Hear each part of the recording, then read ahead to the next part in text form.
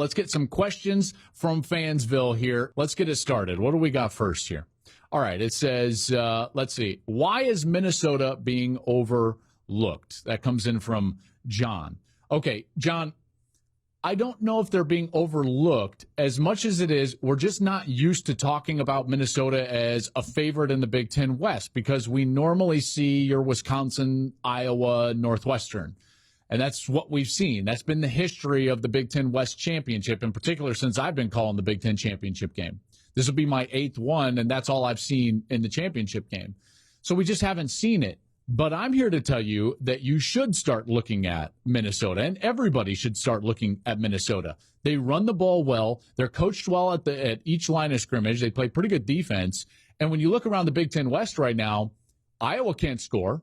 Wisconsin's still struggling on offense, and they've got to go to the shoe this week. That would be their second loss of the season.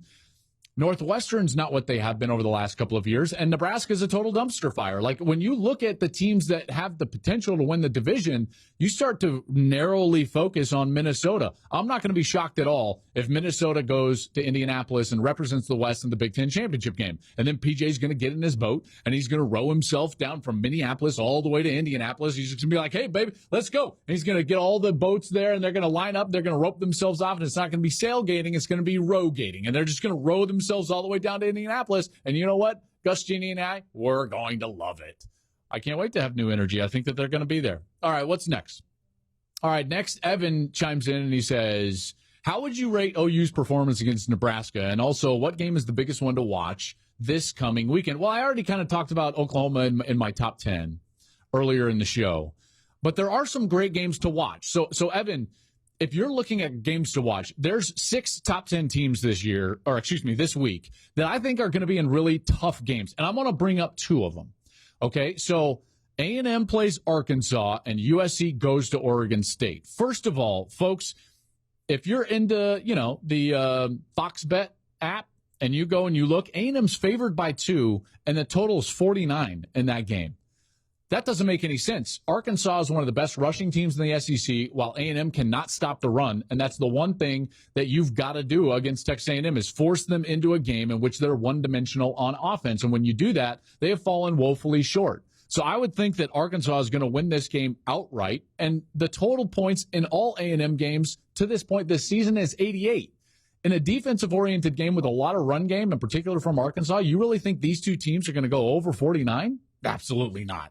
I'm hammering Arkansas and the under in that one. That's the game I'd be looking for. And then, by the way, USC goes to Oregon State. That is a sneaky tough game. I mentioned it a little bit earlier. Oregon State 6-0 last year at home under Jonathan Smith. It's a team that does not turn the ball over that much, only 3 so far on the year. Meanwhile, USC desperately needs turnovers for their defense to be effective.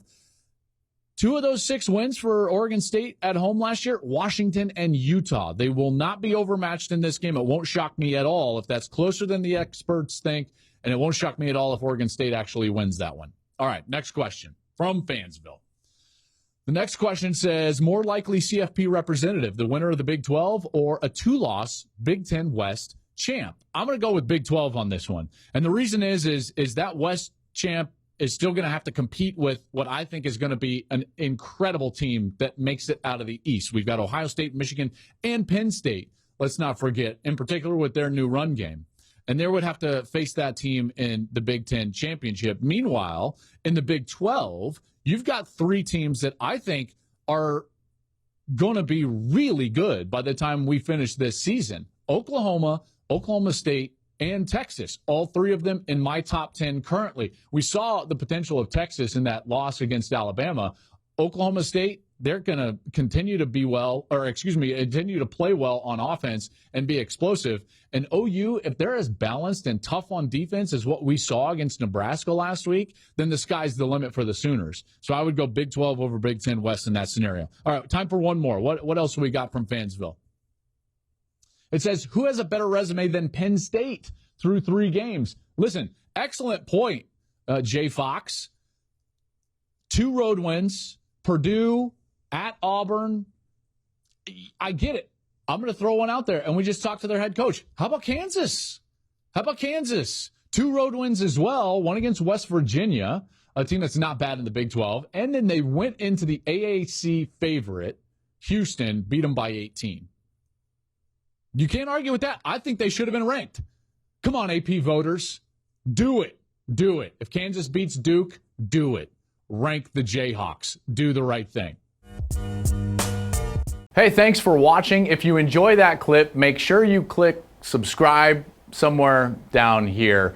From game highlights to exclusive interviews and rankings, we've got everything you need as a college football fan right here, College Football on Fox.